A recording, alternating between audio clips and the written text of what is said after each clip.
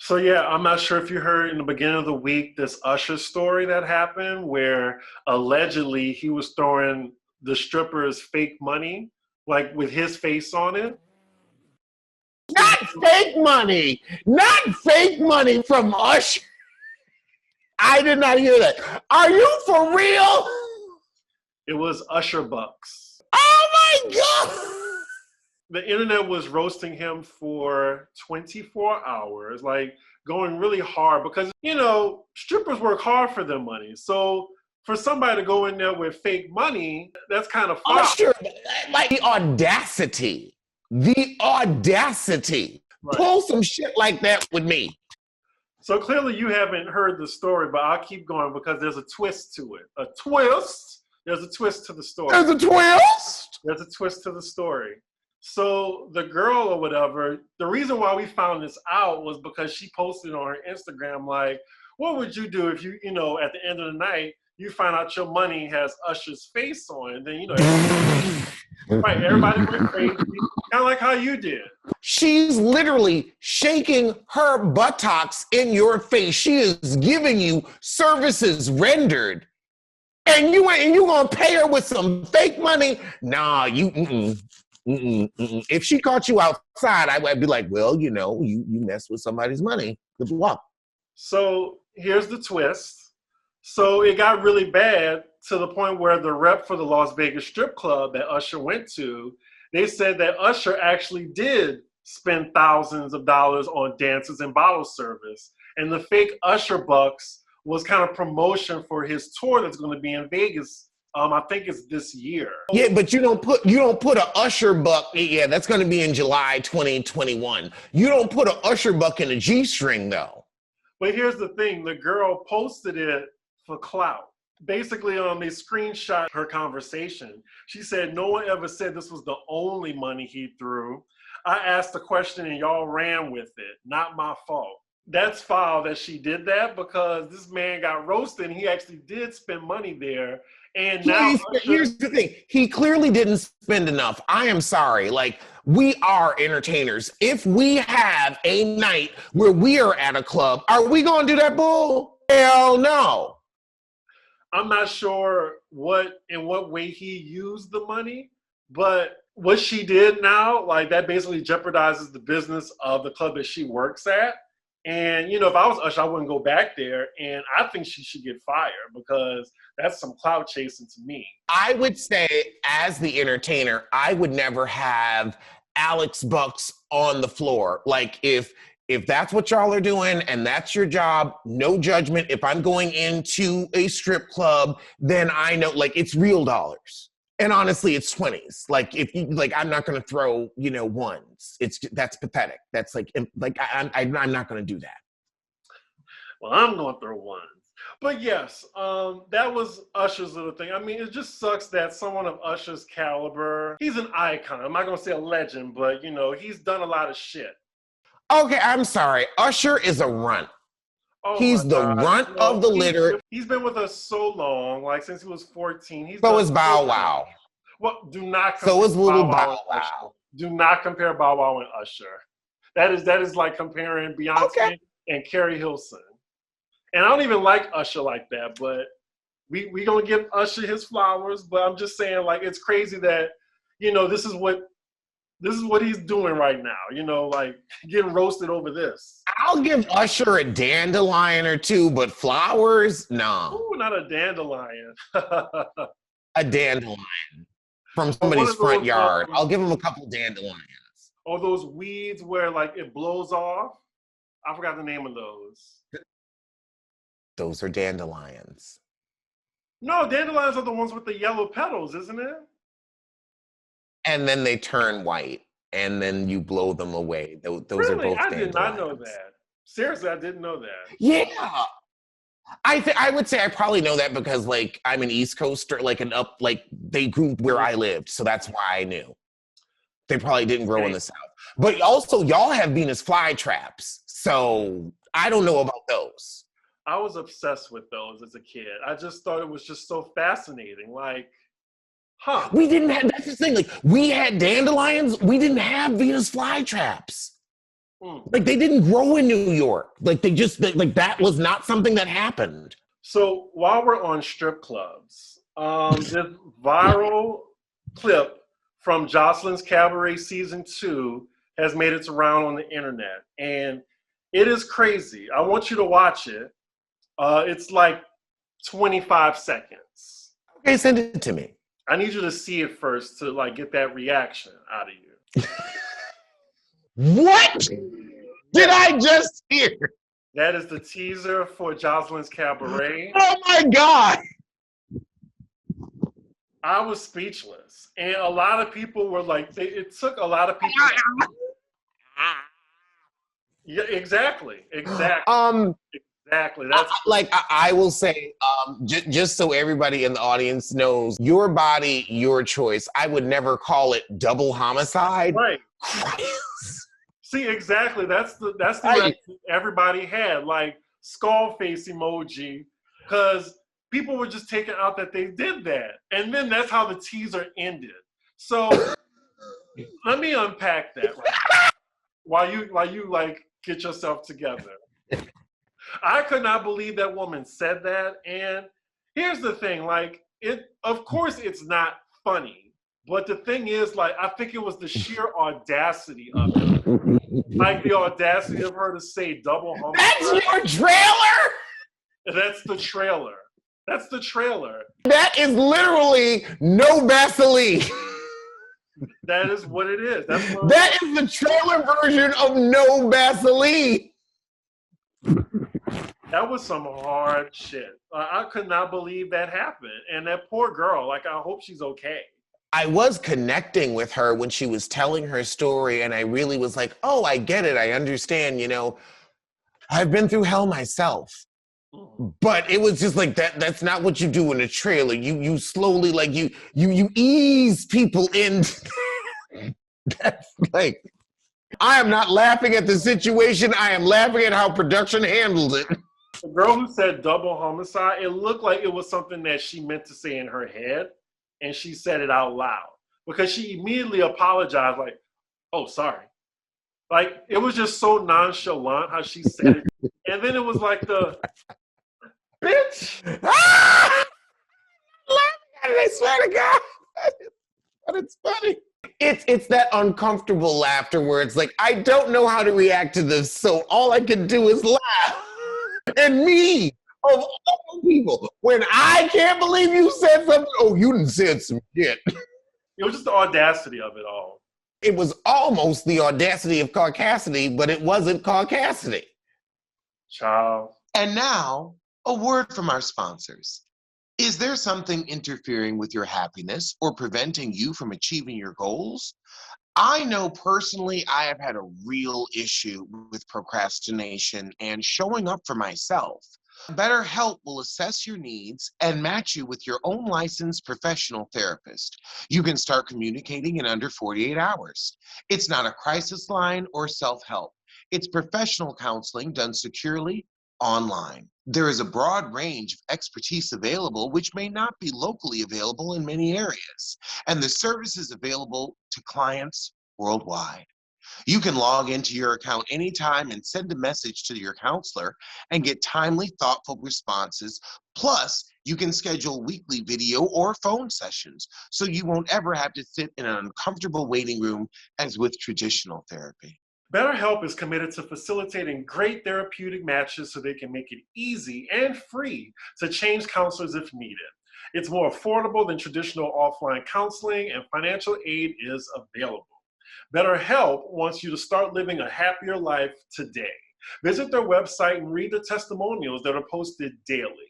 Visit BetterHelp.com/roast. That's better HELP, and join the over 1 million people who have taken charge of their mental health with the help of an experienced professional.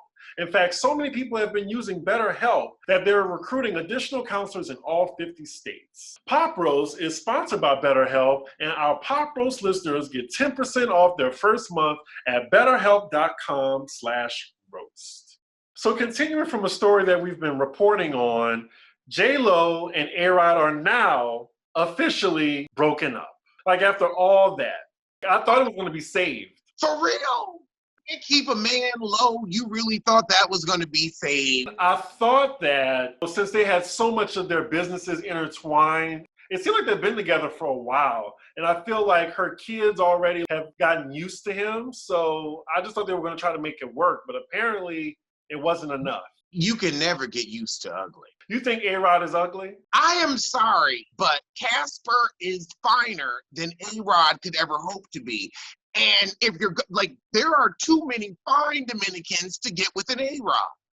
Like you're picking the worst of the bunch. Well, not many have A-Rod's bank account. Here's the thing. She has J-Lo's bank account. She doesn't need the money.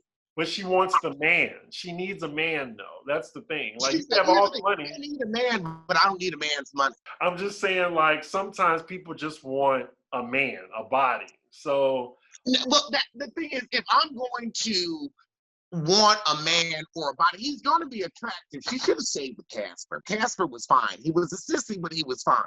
well, it's ironic that, Mariah, she went the route of just dating her dancer, and they're still together. She's dating her boy toy, and he's comfortable. She's comfortable. I think she can learn from Mariah, honestly, which is so funny. Mariah doesn't know her. And there you have it. So the couple made it official via the Today Show. They say in a statement, the two announced they've called off their 2-year engagement and will focus on remaining friends.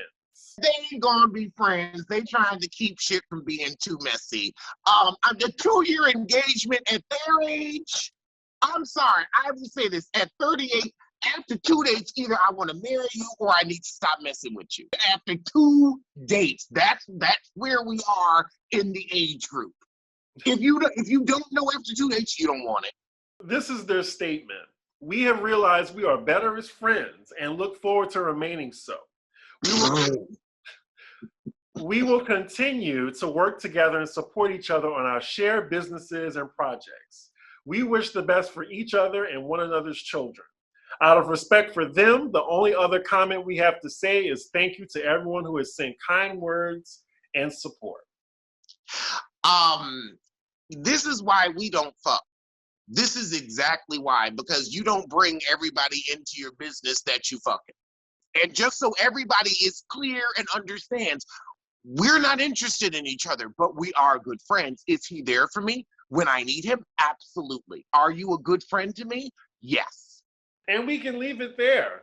Hopefully J-Lo can find somebody. Maybe she just needs to get back with Diddy, I mean, she's like Halle Berry at this point. She just here's the thing, she got too many options and she's just running around trying every one.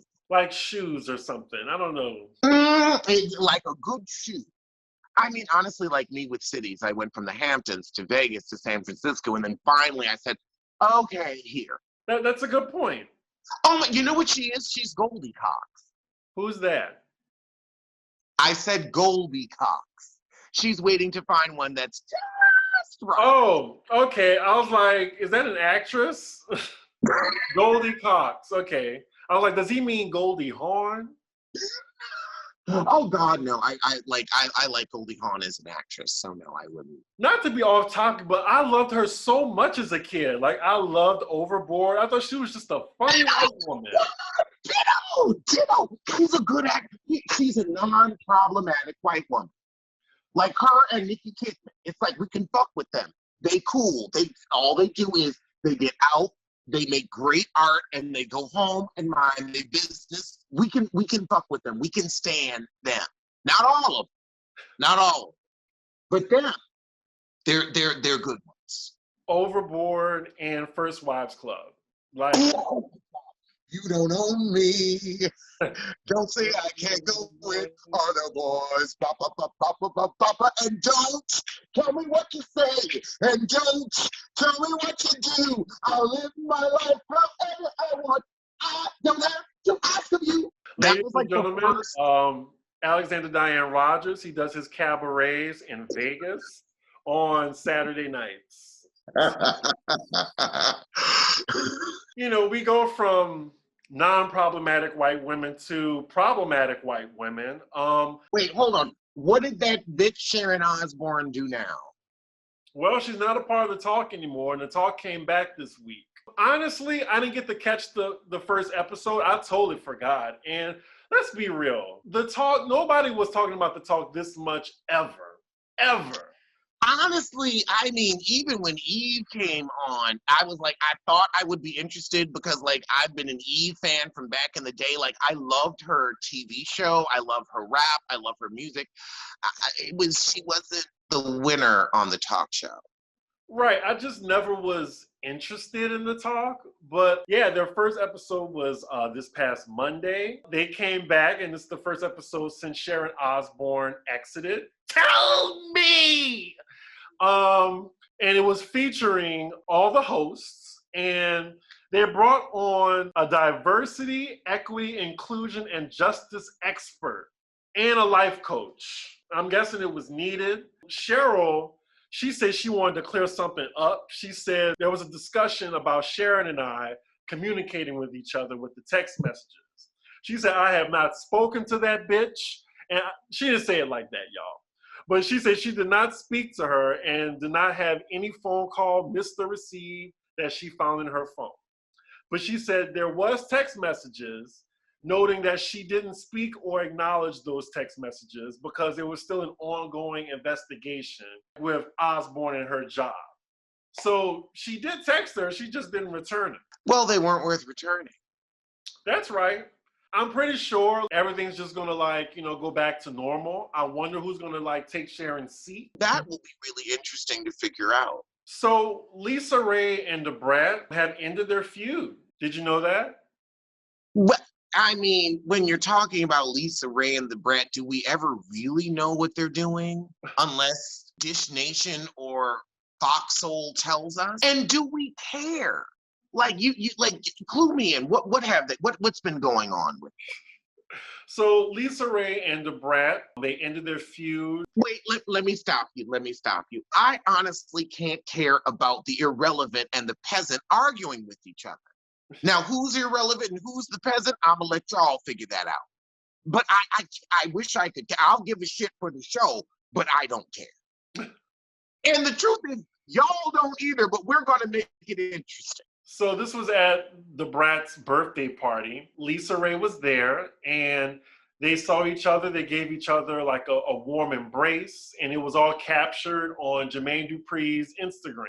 So it looks like their beef is over. But I think that, you remember last week we were talking about Lisa Ray and how she was getting the heat because she was defending that racist about the toast and shit. All right, and now let's get to the Real Housewives of Atlanta reunion trailer review. So the cool thing about this was that they premiered this on Love B. Scott's website. And I'm pretty sure they did this because Love B. Scott always has the tea on the reunion. So I'm guessing Bravo made a deal with him because, so we'll give you the exclusive rights to premiere this trailer first, and you don't leak any shit about it.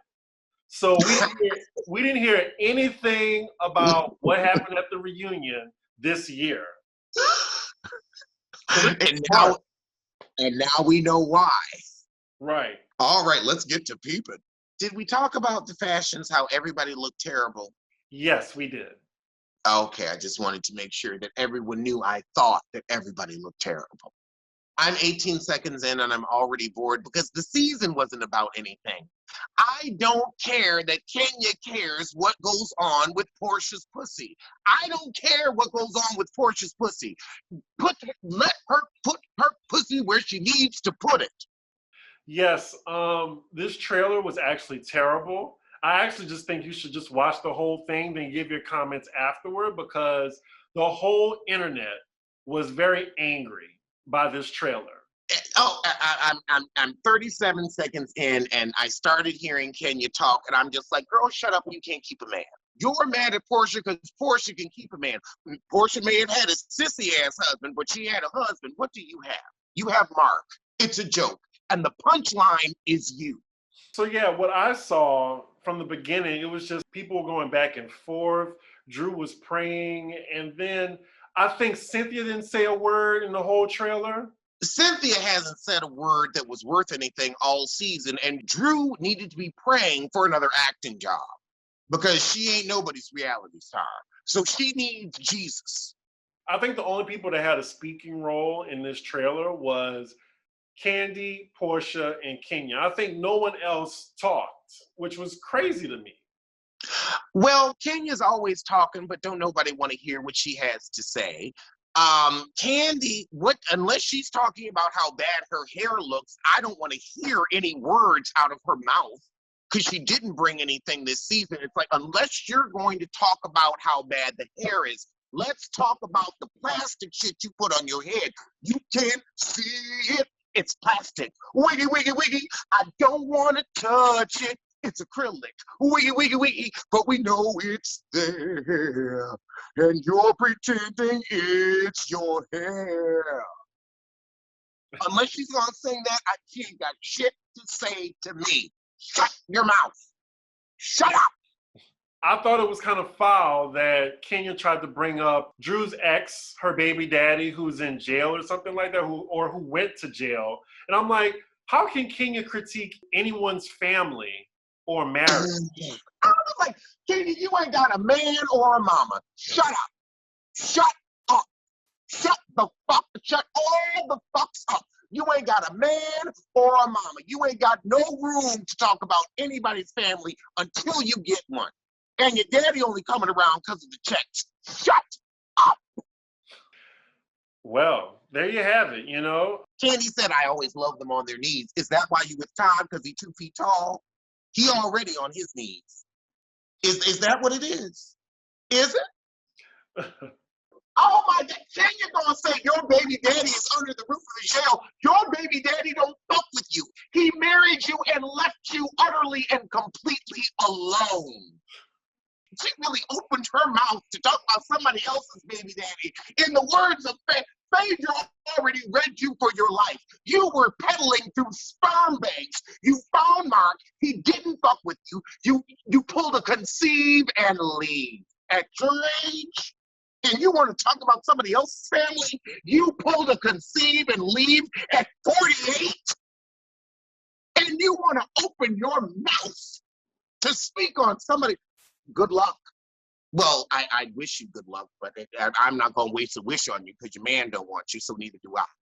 It was an okay trailer for a lackluster season, but honestly, Candy's hair, that front, like, you know, I can understand, you know, you want to give the Betty Page pinup girl look, but you have to pay for that look. And Candy, you have the money, but you're just cheap as fuck. So you walked out looking like a fool, and then she had the nerve to complain about her picture in the reunion. You haven't given a fuck about how you looked in now on 20 years, but now Bravo's supposed to give a shit? I thought the trailer was terrible. I'm not looking forward to it. I thought the reunion would save, you know, this sorry season. They really need to do a cast revamp immediately. This reunion is also 3 parts, which is like totally unnecessary. 3 parts. 3 parts. Right. And they ain't got enough for 1.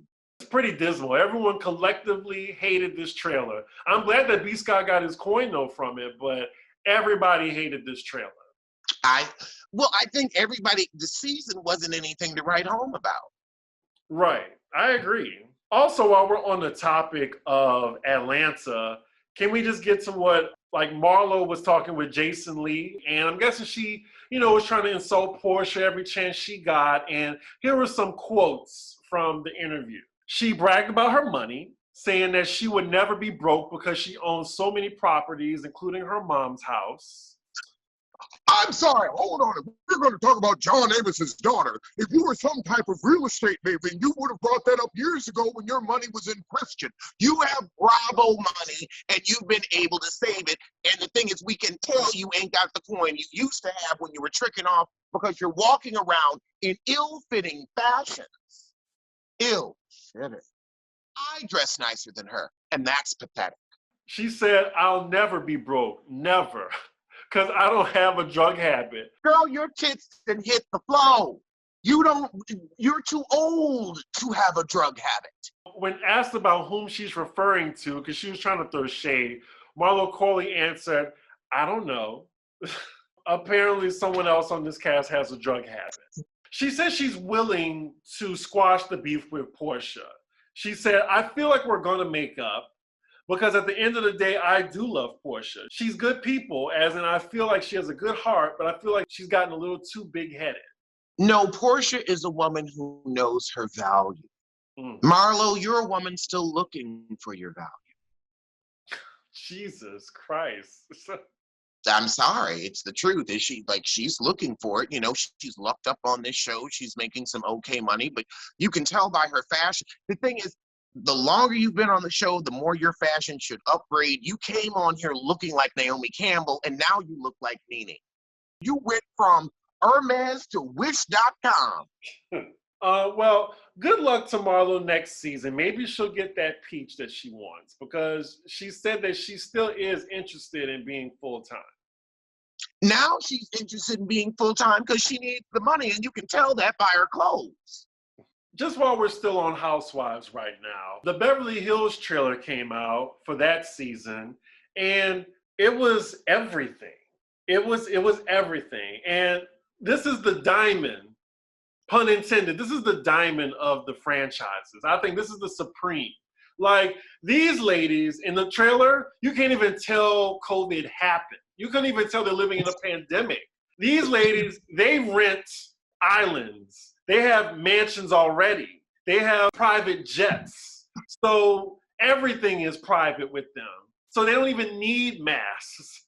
Like, it's crazy. I didn't even realize that until you said it, but oh my God, you're right. Like, I watched that trailer and now I'm like, oh, now I know I like that trailer so much because nobody had on a fucking mask. Because yeah, like, they're rich people. They're on their fucking island. Sutton is now full-time. We have Kathy Hilton as the friend of. I thought she was going to have a diamond too, but I think that's perfect for her.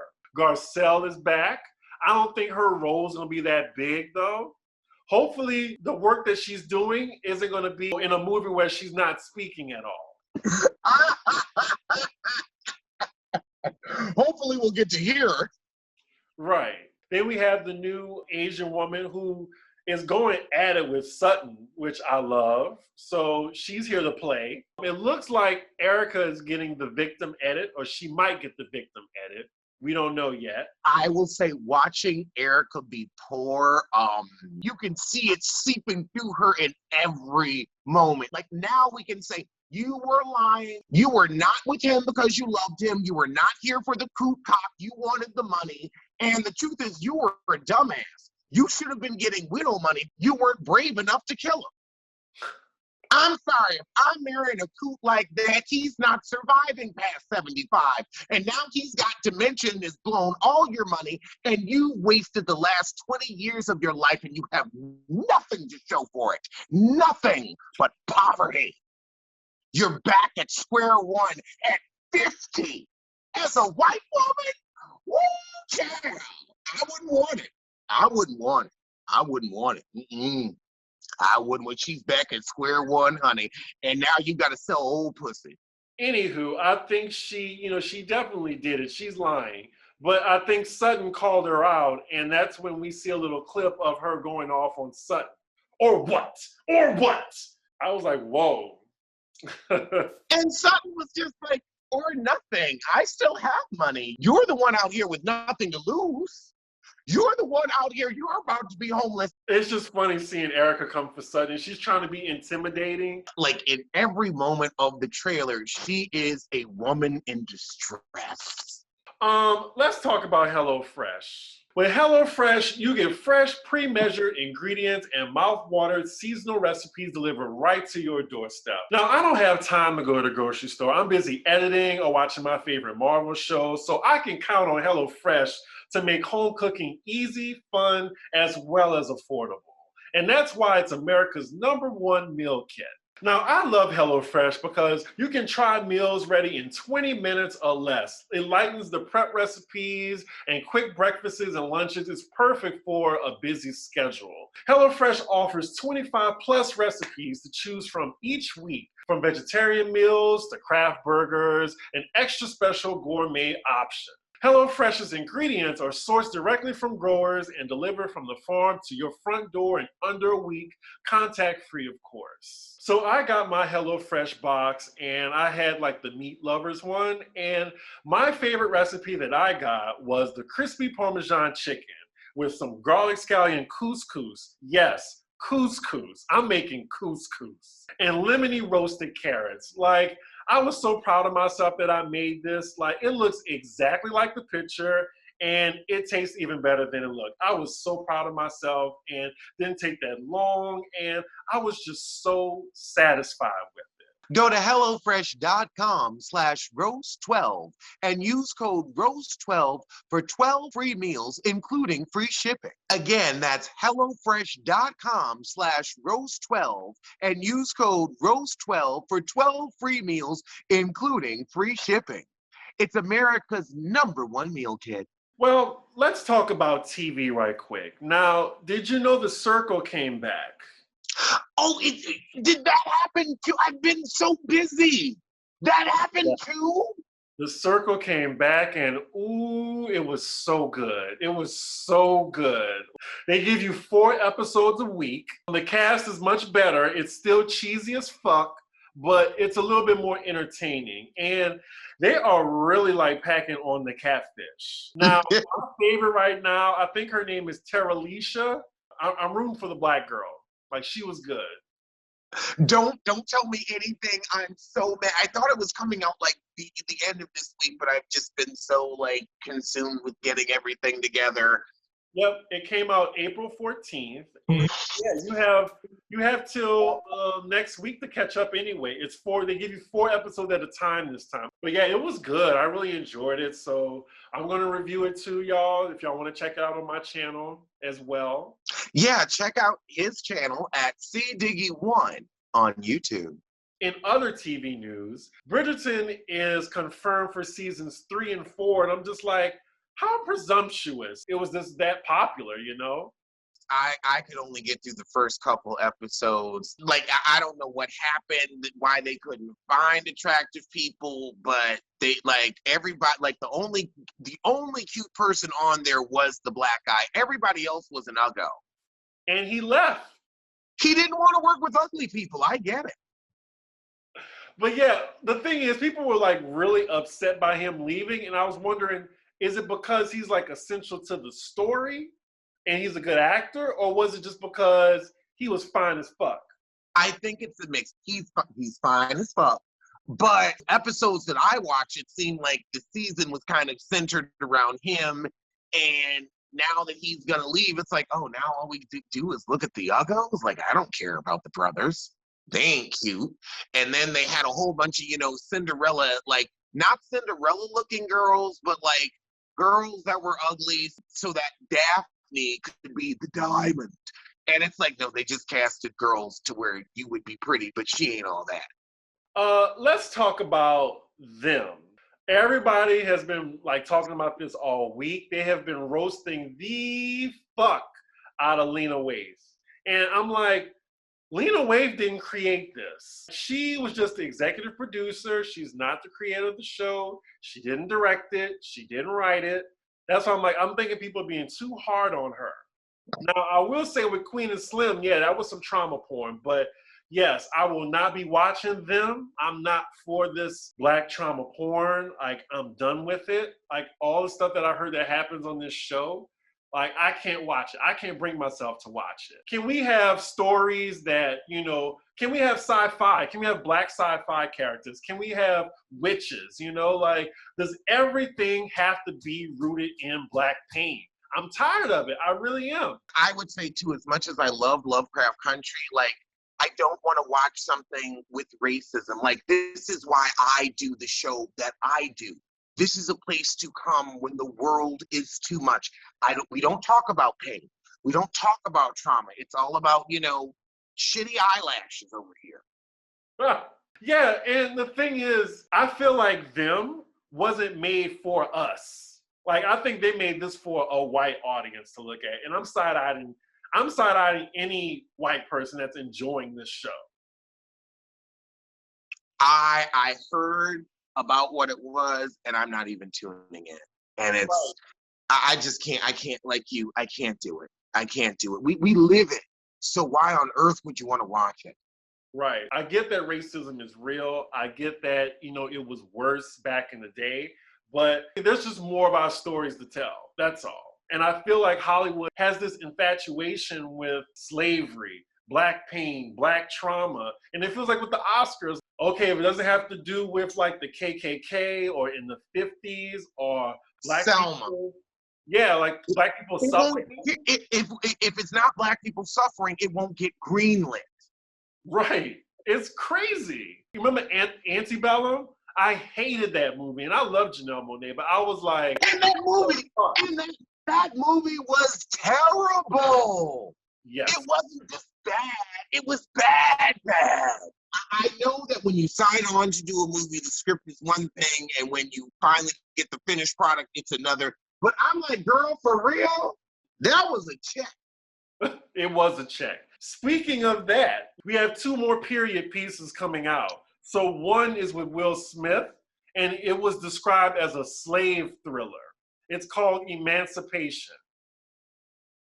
I kid you not. What's the next one? The next one is the Underground Railroad that's coming by Barry Jenkins. And Goodbye. I mean, shit, I'm gonna have to write. So I want to write. Can we talk about happy Black people? Can we have a movie about Black female sculptors and what they go through and how they make their art? Can we have that? Can we tell that story? Black women painters, black visual artists. Can we talk about them and how they get on and they get their coin? Can we talk about that? I know you clown her a little bit sometimes, but Issa Rae has definitely been consistent with the content she gives. At least she's not churning out trauma porn. I'll give that to her. You can at least admit that.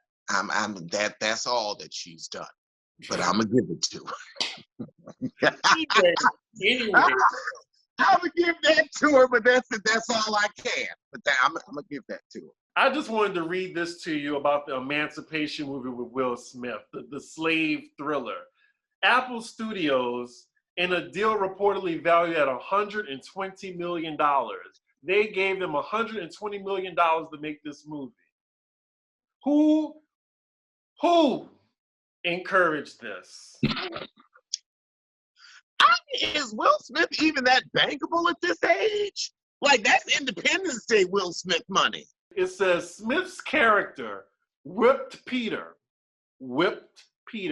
was an enslaved person who emancipated himself from a southern plantation and joined the Union Army. He's known as the Scourged Back. One image shows Peter's bare back lacerated by a whipping he received on the plantation where he was enslaved. Like, I'm tired. Like, let me open this window right now and jump out of it. In the words of Iyanla, I'm going into the corner to weep.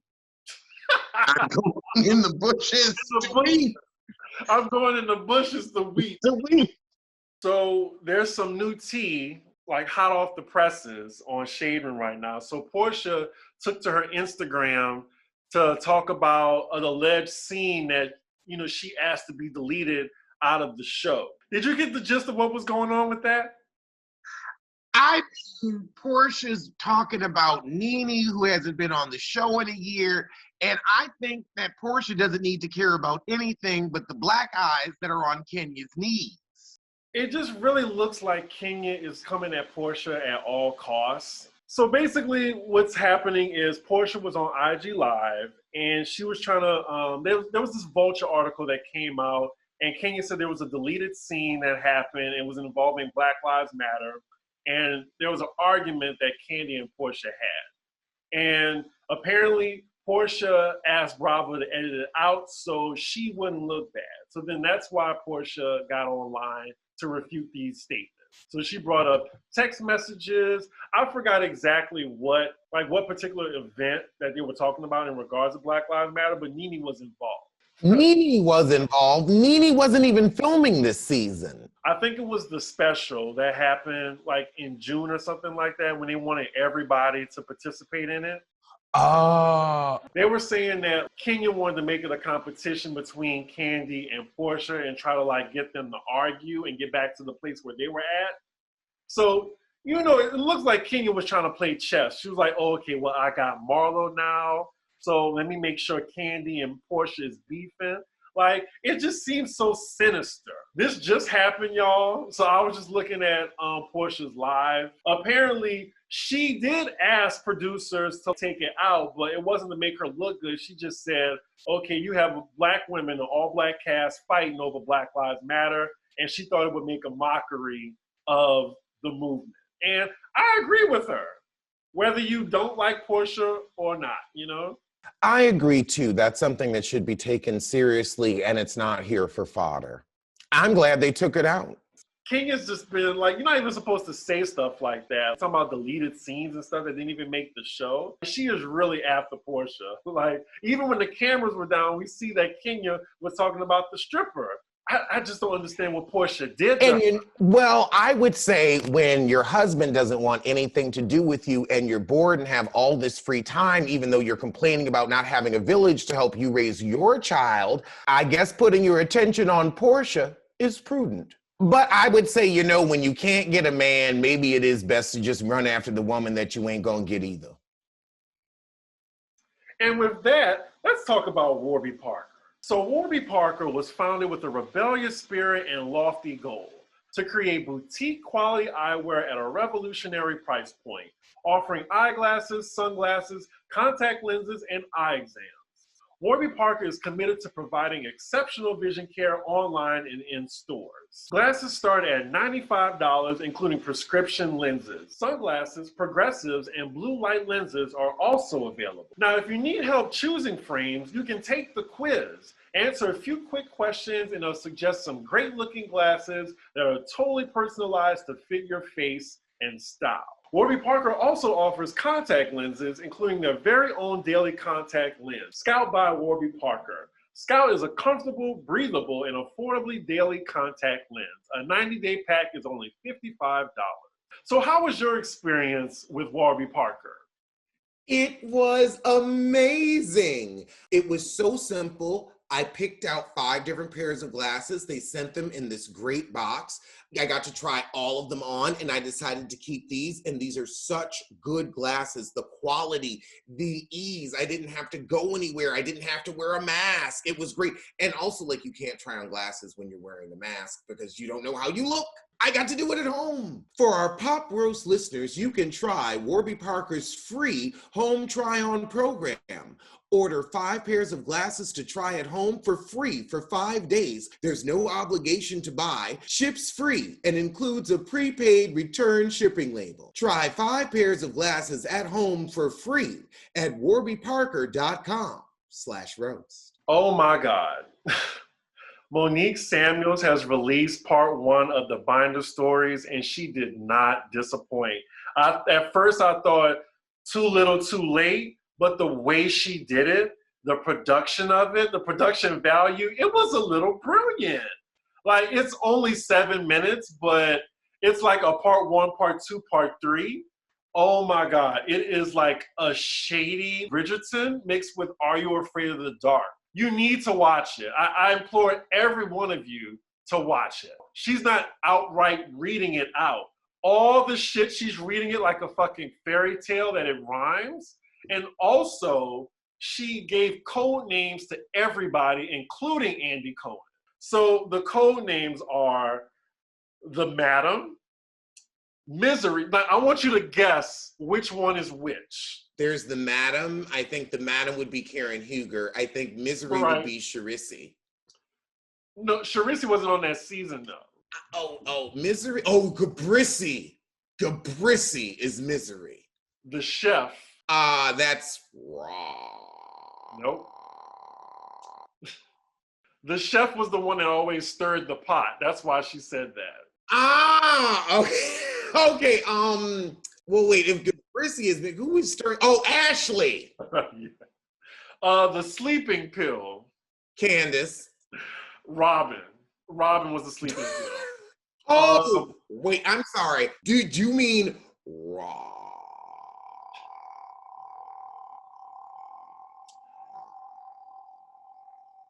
Indeed. Did you freeze? Oh, he's stuck, y'all. Yeah. Dixon? That was. I haven't done it in a minute. Breath control is everything. 1 second. I have a call. Hello. Yes.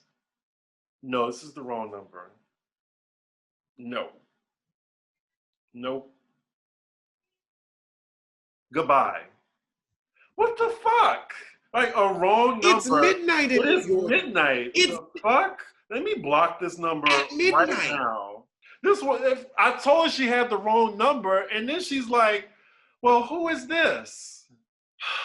I guess she was lonely and just wanted to talk. Like Kenya. It was probably Kenya. Child. Moving on. The next character is Weep Weep. I guess that's Candace. We have Celsius, which is Wendy. And then we have the gatekeeper, which is Andy. Yeah. It was really well done. She did spill some tea too. As she's telling it like a fairy tale, she's giving the tea, but then you have to decipher it yourself. And this is smart because she won't get sued because she's not using anyone's name. This was brilliant, Monique. This was really brilliant. Well, Monique's always been impressive. Right. I mean, leaving on your own terms as the most popular too, fan favorite. She walked out of that party at its height. She's like, oh, sorry, it was very Karen Walker. Oh, look, better people. She played Andy too. Like she was just like, yeah, that gatekeeper with that little bitty check. No, she played Andy when she said, that little check. Right. That little check. Like maybe you have uplifted some of the other women on this stage. I married well. I married right. I did it right the first time. It really never sat right with me when Andy Cohen was trying to undermine what Chris made. It was a tad bit of a microaggression. That's what I would say. I will say I never will know if it was a microaggression or if it was everybody fronts. I mean, it's reality TV. I'm like anybody on reality TV, I'm giving you the side eye because it's like, well, you clearly need some money for something. If Monique's husband, let's just say he's worth $10 to $15 million, yes, $100,000 check for a season is gonna look like a little check. Sure is. Apparently, Khloe Kardashian and them stole from Brandy's mama. Did you hear about that? No.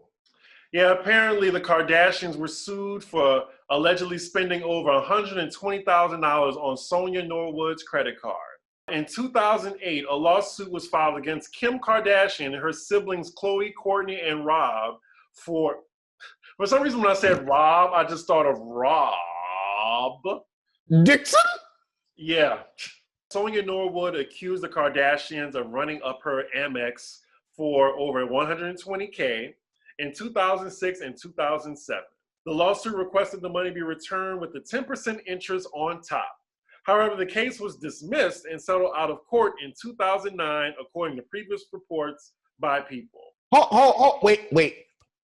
The only top Sonia Norwood knows is her son, Ray J. Let's start there. Apparently, Kim and Khloe worked for the Norwoods during the incident. I think I remember this because, yeah, Kim and Khloe were like, assistants because they were Paris Hilton's assistant, and that's how they got on. They really snuck their way to the top. They really did. I'm not sure who dug up this story. I think it was probably Brandy, maybe, or Ray J. No, Ray J is busy. It was Brandy because she ain't got shit else to do. And after last week's episode, people have been sending me that article of her taking out someone's eye from Immature. I tried to tell you we talked about it. Well, they didn't send me the video we talked about it on, but they sent me the article, and I was just like, wow, okay, the more you know. And on that note, that is our show. Well, I will see you sooner than I will see New York City. I believe that. And I will see you sooner than J-Lo's next failed relationship. Ooh, that's going to be quick, fast, and in a hurry. That might get to us before the next episode come out.